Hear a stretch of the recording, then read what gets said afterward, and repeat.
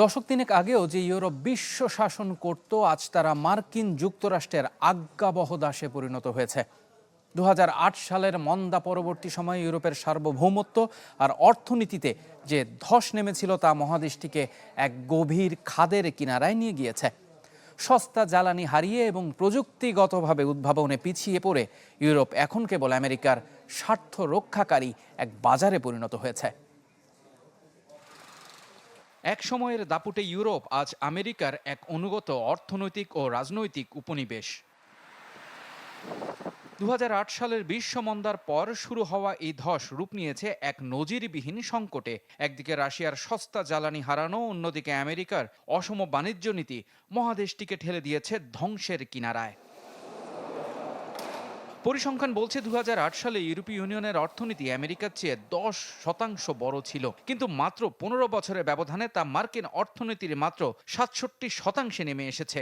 বর্তমান বিশ্বে পুরো ইউরোপের জিডিপি মাত্র 18%। শ্রম উৎপাদনশীলতাও পিছিয়ে মহাদেশটি। গত 5 বছরে আমেরিকার 9.5% প্রবৃদ্ধির বিপরীতে ইউরোপের অর্জন মাত্র 2.5%।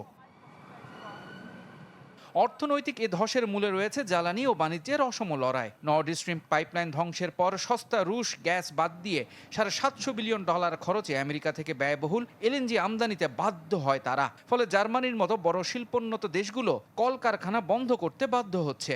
আমেরিকা ইউরোপীয় পণ্যে 15% শুল্ক বহাল রাখলেও ইউরোপ মার্কিন পণ্যে শুল্ক তুলে নিয়েছে।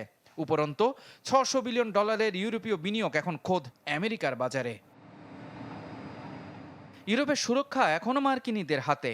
জিডিপির 5% অর্থ দিয়ে মহাদেশটি এখন কেবল আমেরিকান অস্ত্রের দামি বাজারে পরিণত হয়েছে। প্রযুক্তি বিশ্বেও ইউরোপ এখন অস্তিত্বহীন। বিশ্বের শীর্ষ 50টি টেক জায়ান্টের মধ্যে মহাদেশটিতে রয়েছে মাত্র 4টি কোম্পানি। গুগল বা ওপেন এআই এর মতো কোনো উদ্ভাবন তো নেই, বরং ইউরোপীয় স্টার্টআপগুলো গিলে খাচ্ছে মার্কিন বিনিয়োগকারীরা। সব মিলিয়ে সামরিক ও অর্থনৈতিকভাবে ইউরোপ আজ আটলান্টিকের ওপারে আঙ্কেল স্যামের এক ক্লায়েন্ট স্টেট মাত্র। ইফতেখার আলম, চ্যানেল 24।